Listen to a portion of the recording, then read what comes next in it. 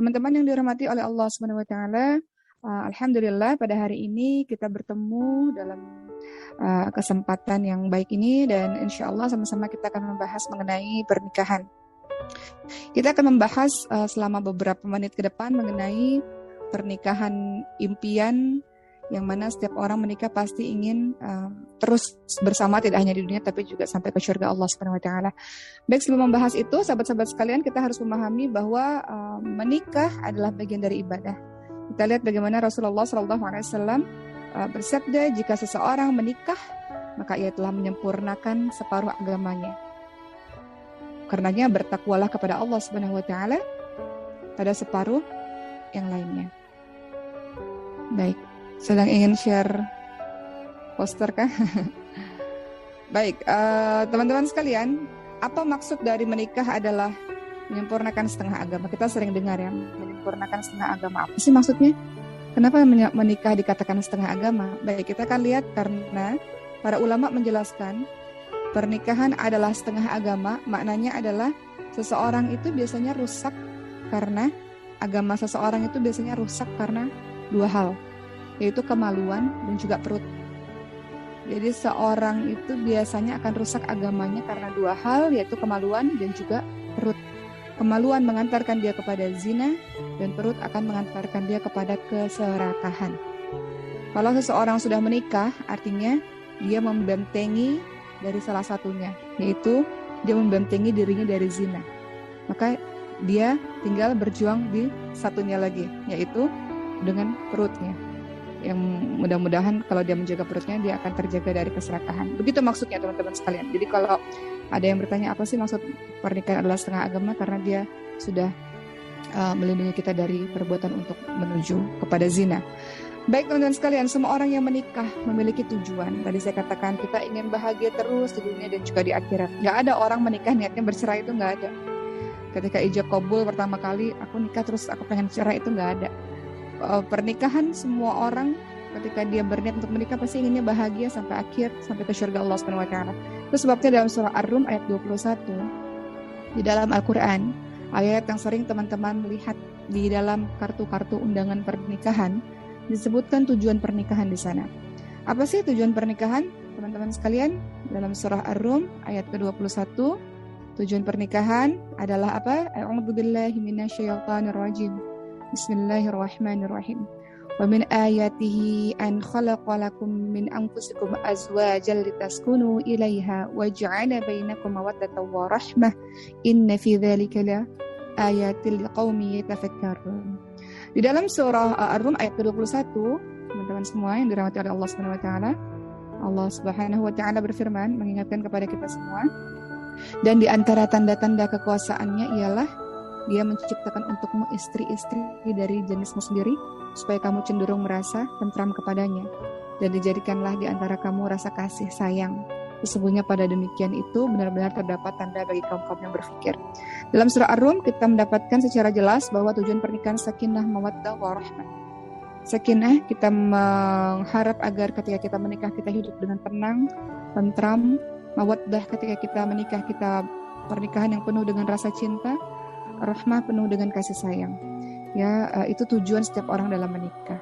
Oleh sebab itu, untuk teman-teman, terkhusus bagi yang belum menikah pada hari ini, ada cara-cara sebelum menikah supaya kita bisa mewujudkan tujuan pernikahan yang disebutkan dalam surah Ar-Rum ayat ke-21, yaitu pada saat ta'aruf. Ta'aruf itu banyak orang bingung. Ta'aruf itu apa sih yang ditanyain sebetulnya? Ta'aruf itu apa sih? Tentu saja secara singkat, kita tidak membahas ta'aruf pada hari ini ya, tapi secara singkat ta'aruf itu pertama niatnya adalah memang untuk menikah. Kemudian yang kedua tentu saja mendapatkan surat izin menikah dari orang tua ya, artinya adalah mendapatkan ridha dari orang tua bahwa kita memang diizinkan untuk menikah. Karena banyak orang tua yang mengatakan jangan menikah dulu, kuliah dulu, fokus kuliah, tapi kita sudah menjalin ta'aruf duluan. Ya, jangan seperti itu. Karena nantinya jatuhnya jadi pacaran syar'i, pacaran nggak ada yang syar'i sebetulnya. Tapi yang kedua adalah mendapatkan ridha. Maksudnya adalah dari orang tua, mendapatkan ridha dari orang tua, mendapatkan SIM, surat izin menikah dari orang tua. Maksudnya orang tua ridha kita untuk menikah. Karena ridallah fi ridal walidain, suqullah fi suqil walidain. ridha Allah adalah ridha orang tua, murka Allah adalah murka orang tua. Ketiga, waktunya nggak boleh terlalu lama. Karena kalau terlalu lama pastilah akan mendekati zina. Namanya laki-laki perempuan sesoleh apapun, kalau sudah melibatkan perasaan, awalnya sayang, rindu, nanti lama-lama mungkin ucapan, tapi lama-lama nanti akan mengarah ke fisik. Karena manusia ini ada hawa nafsu, teman-teman sekalian. Jadi kalau terlalu lama, apalagi berbincang-bincang berdua terlalu lama, nanti lama-lama menuju ke perzinahan. Itu sebabnya kenapa Allah Subhanahu wa taala ingatkan, a'udzubillahi minasyaitonir rajim wa la taqrabuz zina. Jangan dekati zina. Kalau terlalu lama nanti akan mendekati ke arah zina. Itu ta'aruf ya. Keempat, ta'aruf itu harus ada perantara, harus ada orang perantaranya. Nggak bisa hanya sekedar berdua saja. Mungkin guru perantaranya, mungkin orang tua, mungkin orang yang sudah menikah, sahabat yang sudah menikah. Jadi perantara ta'aruf itu nggak boleh orang yang belum menikah. Nanti mak comblang malah jadinya tertariknya sama mak comblang nih. Harus orang yang sudah menikah. Baik, sebelum kita bahas mengenai pernikahan, sahabat sekalian, ada beberapa pertanyaan ketika teman-teman melaksanakan ta'aruf yang harus teman-teman tanya kepada orang tersebut. Pertanyaan-pertanyaan penting. Jadi untuk mendapatkan pasangan yang bisa membawa kita menuju ke pernikahan impian yang sakinah mawaddah warahmah itu harus kita pahami siapa orang itu sesungguhnya. Maka pertanyaan-pertanyaan penting adalah dalam ta'aruf, teman-teman harus tahu bagaimana visi misi dia ketika menikah. Ya, bagaimana pemahaman tentang keluarga serta visi misi pernikahan. Dia mau pernikahan ini maunya dibawa kemana, arahnya akan kemana. Oh, bagi saya pernikahan itu, contohnya misalnya, bagi saya pernikahan itu ibadah. Oke, pernikahan ibadah maksudnya apa? Dan pelaksanaannya bagaimana gitu. Jadi harus detail di situ. Jadi ta'aruf itu bukan lagi bertanya, oh udah makan belum, udah sholat belum, nggak kayak gitu. Ta'aruf itu membahas sesuatu yang penting. Misalnya dia mengatakan pernikahan adalah ibadah. Oke, pelaksanaannya gimana? Misalnya saya akan bersama-sama, contoh ya, belajar Al-Quran bersama-sama misalnya. Atau kita akan merencanakan untuk kajian bareng-bareng suami dan istri supaya kita bisa mendapatkan ilmu, supaya kita paham menjalankan rumah tangga misalnya. Visi misi pernikahan, goalsnya adalah pernikahan ini contoh ya, akan melahirkan generasi-generasi yang hebat yang akan menolong agama ini, contoh lah seperti itu. Jadi kita harus tahu dulu tentang visi misi pernikahan dia itu seperti apa. Kita harus memahami pikiran dia seperti itu. Kedua, tanyain sama dia, sejauh mana kesiapannya untuk menikah. Kamu kan lagi ta'aruf nih sama saya, ta'aruf itu kan tujuannya menikah, sejauh mana kesiapan kamu. Kalau dia bilang nggak siap sih, masih 2 tahun lagi, nggak usah, berarti nggak usah ta'aruf sama orang tersebut gitu. Jadi sejauh mana kesiapannya untuk menikah itu secara ada yang kesiapan menikah itu dari segi dari segi banyak hal, dari segi kematangannya, dari segi finansial. Kita nggak cari yang kaya raya, tapi kita cari orang yang bisa menafkahi kan. Tapi kita harus tahu menikah itu membuka rezeki, tapi juga kita harus realistis. Orang tersebut juga harus paham tugas kewajibannya adalah untuk menafkahi. Jadi dia harus punya sesuatu penghasilan untuk menafkahi anak istri misalnya. Dia bertanggung jawab misalnya. Dan juga kesiapan ilmu. Ngerti nggak itu tentang rumah tangga? Jadi tanyakan sama dia sejauh mana kesiapannya untuk menikah. Ya. Kemudian yang ketiga, pastikan dia paham tentang peran, hak, dan kewajiban suami istri. Ini akan kita bahas pada hari ini. Paham nggak dia tentang hak dan kewajiban suami maupun istri? Contoh, laki-laki harus paham kewajibannya mencari nafkah. Dan kalau dia paham, maka dia akan sungguh-sungguh bekerja untuk menafkahi anak istrinya. Tapi ada jenis orang-orang yang mengatakan, istri saya sudah bekerja, ya sudah selesai tanggung jawab saya karena dia sudah bekerja, dia sudah punya penghasilan sendiri. Padahal perempuan walaupun sudah bekerja tetap uangnya 100% adalah milik dirinya sendiri. Suami kalau sudah bekerja, uangnya sebagian milik anak istrinya untuk dinafkahi. Dia harus menafkahi. Jadi harus tanya, kamu paham nggak sih tentang hak dan kewajiban dari seorang suami dan istri? Harus paham mengenai itu dan dengar bagaimana jawabannya. Kemudian kita harus tahu tentang yang keempat, bagaimana ibadah yang dijalankan.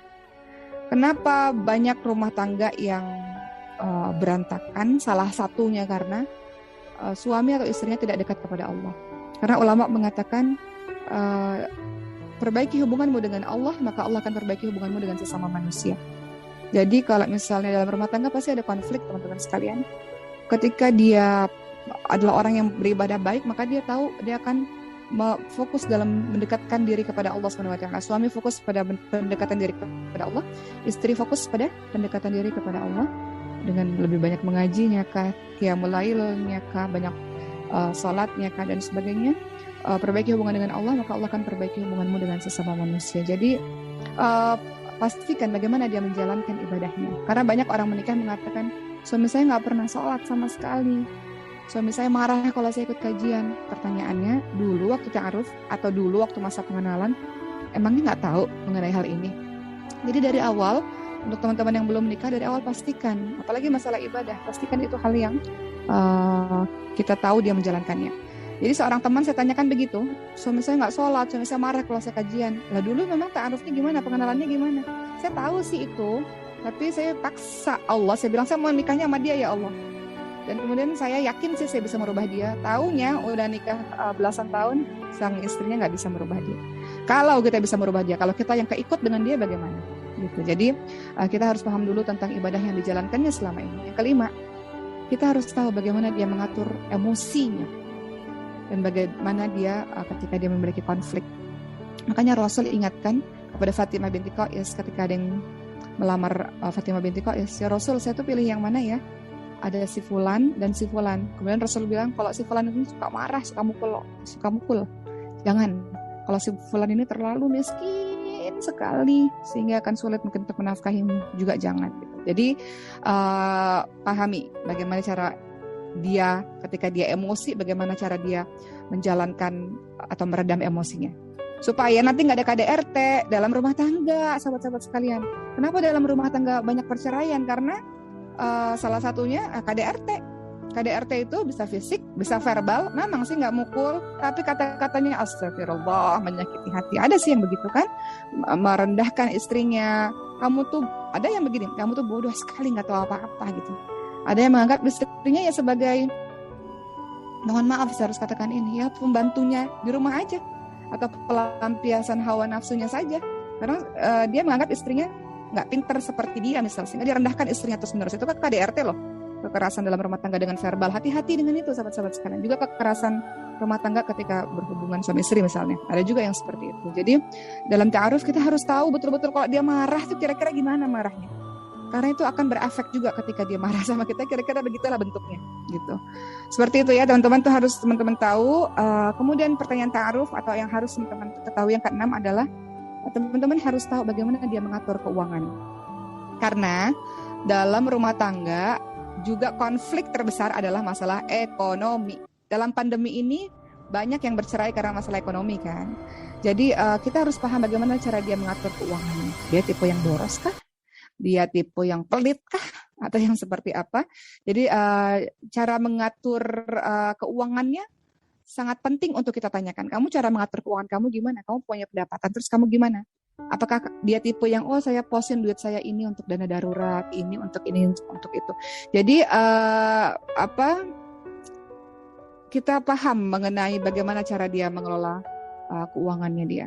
Kemudian tanyakan pada dia apa yang membuat kamu tertarik untuk menjalani ta'aruf, ya. Kemudian juga tanyakan, ini penting banget ya teman-teman sekalian. Ini untuk yang belum menikah. Kalau yang sudah menikah nanti kita bahas kemudian. Tanyakan hubungan dia yang terjalin dengan keluarga dia seperti apa. Hubungan dia sama ibu ayahnya gimana? Hubungan dia sama kakak adiknya gimana? Itu penting sahabat sekalian. Karena itu refleksi, kira-kira rumah tangga kita juga akan kira-kira nggak selamanya sih, tapi kemungkinan kira-kira akan begitu. Kalau dia cuek sama ibunya, cuek sama bapaknya, ya kemungkinan besar cuek juga sama mertuanya, sama orang tua kita. Kemungkinan besar akan cuek juga sama kita. Kalau kita lihat dia sayang sama adiknya, perhatian sama adiknya, kemungkinan nanti sama saudara-saudara kita juga begitu, atau anak-anak kita juga begitu.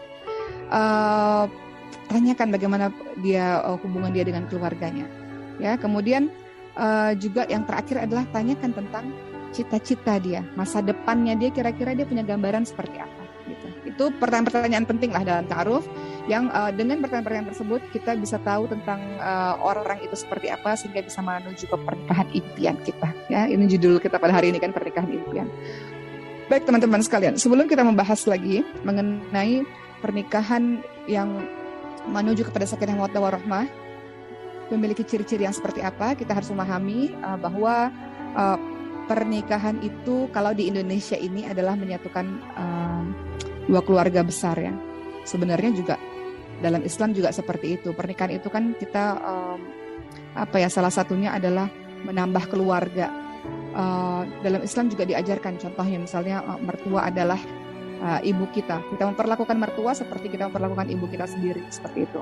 Jadi tidak bisa menikah itu tanpa ridho dari orang tua, sahabat-sahabat sekalian. Banyak di zaman sekarang, bagi teman-teman yang belum nikah atau teman-teman yang sudah punya anak mau nikah, ini penting sekali bahwa menikah itu menyatukan dua keluarga besar. Kita perlu ridho daripada orang tua kita. Kenapa? Perempuan butuh wali. Butuh wali. Wali itu tuh fungsinya apa sih? Wali itu bukan hanya sekedar ijab kabul saja, wali itu. Tapi wali itu nanti kalau kita sudah menikah, ada apa-apa, itu wali yang menjaga kita, teman-teman sekalian. Itu sebabnya nggak bisa kita menikah tanpa restu dari kedua orang tua kita. Laki-laki memang tidak butuh wali, tapi laki-laki perlu doa dari orang tuanya. Bukankah doa yang mustajab itu adalah beberapa di antaranya selain doa orang musafir ya, dalam perjalanan, doa orang yang dizolimi, adalah doa orang tua kepada anaknya. Tetap kita memerlukan doa daripada orang tua kita agar kehidupan kita baik. Betapa banyak orang yang kehidupannya berantakan karena durhaka kepada orang tuanya. Orang tua mendoakan atau menyebutkan dalam perkataannya sesuatu yang buruk sehingga itu terjadi pada anaknya. Jadi tetap ada seseorang yang mengatakan begini di YouTube, kalau saya sih tipe orang yang udah nikah aja. Kalau misalnya orang tua nggak merestui, ya sudah nggak apa-apa, kawin lari aja dulu, ntar juga punya anak orang tua merestui. Saya tidak setuju dengan itu, teman-teman sekalian. Kita ini kadang ada yang setuju sama orang, kadang nggak setuju gitu ya. Itu sesuatu hal yang biasa. Tapi kalau menurut saya pribadi dari awal, jangan buat orang tua, ya Allah, orang tua itu punya batas waktu. Ini ayah saya karena baru meninggal sebulan yang lalu ya. Jadi orang tua mendadak lagi meninggal. Jadi teman-teman jangan pernah menyakiti hati orang tuamu hanya karena seseorang laki-laki atau seseorang yang engkau temui baru-baru ini. Orang tuamu itu sejak awal puluhan tahun bersama denganmu, mendidikmu, yang nggak tahu apa-apa jadi pintar, yang baik, lemah nggak bisa apa-apa jadi sehebat ini, secantik ini, seluar biasanya ini. Kemudian engkau tinggalkan orang tuamu hanya demi seseorang yang baru datang begitu saja. Teganya dirimu gitu ya, tega sekali dirimu teman-teman sekalian menyakiti hati orang tuamu. Jadi jangan membuat orang tua menangis termasuk bagian dari durhaka kepada orang tua. Jadi jangan membuat orang tua menangis karena kesalahan atau kemaksiatan atau dosa yang kita lakukan atau membuat dia kecewa, tapi buat orang tua menangis karena bangga dengan kita, karena bangga punya anak seperti kita, punya anak soleh, soleha, hebat seperti kita. Begitu teman-teman sekalian ya. Jangan sampai engkau menyesal memilih seseorang dibanding dengan orang tuamu. Nanti kalau kita jadi orang tua baru deh ngerasain betapa sakitnya itu ya. Anak yang kita cintai, yang kita sayang-sayang kok jadi seperti ini. Begitu, jadi restu orang tua sangat penting sahabat sekalian. Kita memerlukan beliau ini untuk mendoakan kita. Kita memerlukan beliau ini untuk menasehati kita. Jadi menikah dengan restu dari orang tua. Kalau nggak diberi restu, tabayun dulu, ngobrol dulu, komunikasi dulu sama orang tua. Tak kenal mungkin orang tua dengan calon tersebut, tak kenal maka tak sayang. Tapi kalau memang mentok orang tua mengatakan tidak, ya sudahlah teman-teman sekalian, ya sudahlah ya. Jadi ridullah fi ridal walidain, sabtullah fi sabtul walidain. Ridha Allah ada pada ridha orang tua, berkah Allah adalah berkah orang tua. Baik, berikutnya teman-teman sekalian, dalam pernikahan saya ingin fokus kepada apa yang kita lakukan dalam pernikahan kita. Setelah tadi kita bahas mengenai orang tua, dalam pernikahan ini tidak bisa menikah itu tidak ada kerjasama. Harus ada kerjasama dalam pernikahan. Itu yang akan saya bahas pada hari ini. Dalam pernikahan harus ada kerjasama. Kerjasama dalam hal apa? Ada 4 hal yang ingin saya bahas. Poin pertama adalah kerjasama dalam bantu-membantu untuk kebaikan dan mencegah kemungkaran. Jadi kalau nanti sudah menikah, harus ada kerjasama dalam 4 hal kalau ingin mewujudkan pernikahan kita menjadi pernikahan impian. Pertama adalah kerjasama dalam bantu-membantu menuju pada kebaikan, mencegah pada kemungkaran. Kedua, kerjasama dalam menunaikan hak dan kewajiban. Gak bisa istrinya doang yang menunaikan hak, yang melaksanakan kewajiban, suaminya tidak, nggak bisa. Jadi harus kerjasama dalam menunaikan hak dan kewajiban. Yang ketiga, harus ada kerjasama untuk saling menghebatkan. Suami istri itu harus saling menghebatkan, bukan suaminya naik terus, istrinya makin terinjak-injak, nggak bisa. Jadi kerjasama itu adalah saling menghebatkan. Kerjasama untuk pernikahan itu adalah kerjasama untuk saling menghebatkan. Yang keempat, pernikahan itu adalah kerjasama untuk saling memupuk cinta dan terus bersama hingga ke surga. Jadi selalu harus ada kedua-duanya. Nggak bisa perempuannya sendiri yang cinta terus laki-lakinya enggak, atau laki-lakinya yang kecintaan istrinya nggak bisa. Jadi harus ada 4 kerjasama. Baik, kita akan membahas pada hari ini satu persatu. Pertama, rumah tangga itu dalam menuju rumah tangga impian sakinah mawaddah warahmah harus ada kerjasama. Yang pertama, kerjasama bantu-membantu dalam menuju kebaikan dan mencegah kemungkaran. Dalilnya ada dalam surah At-Taubah ayat 71.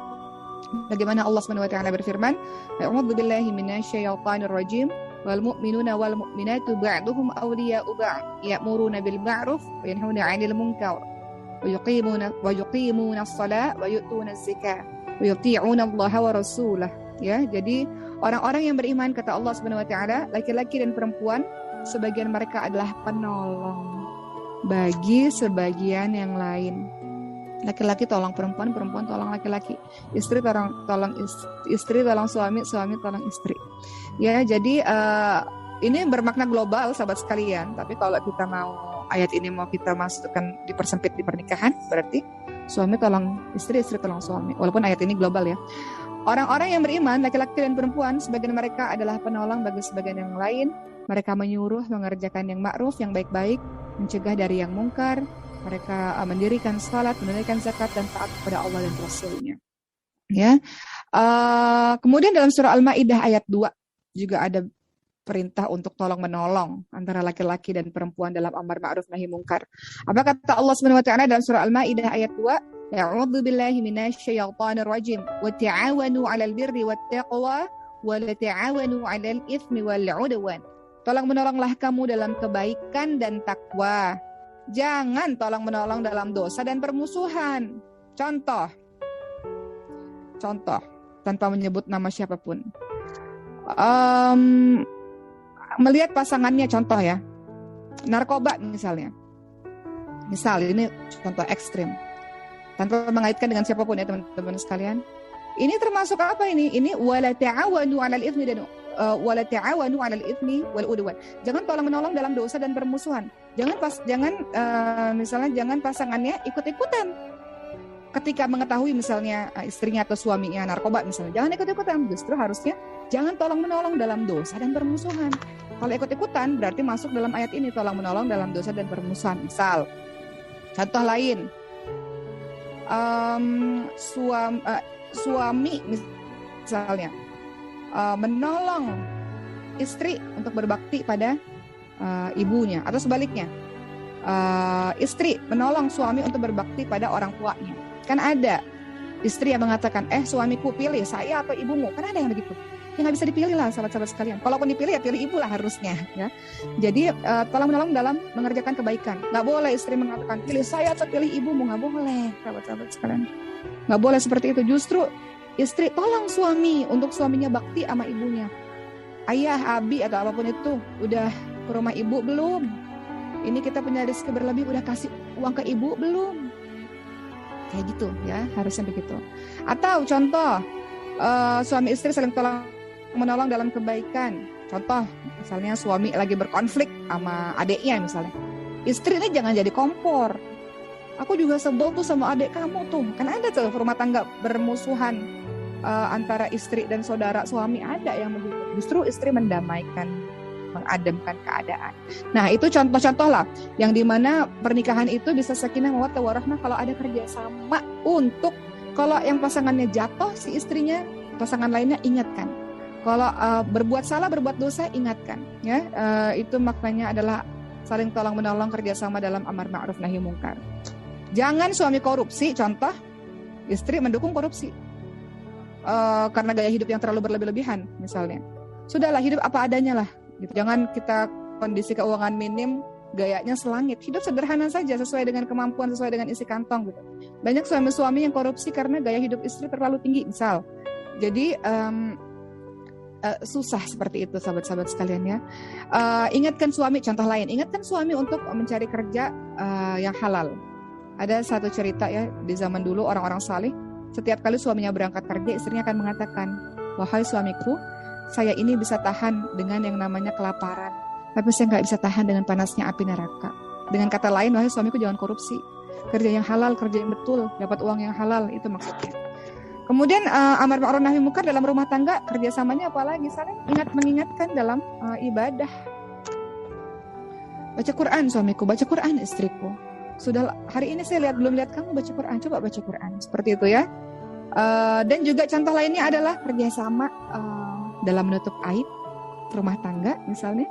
Itu juga bagian dari amar ma'ruf nahi munkar ya. Kita mencegah kemungkaran, suami melakukan sesuatu kemudian kita ingatkan dia dan kita tutup aibnya, itu juga termasuk dari kerjasama dalam melakukan kebaikan dan mencegah kemungkaran.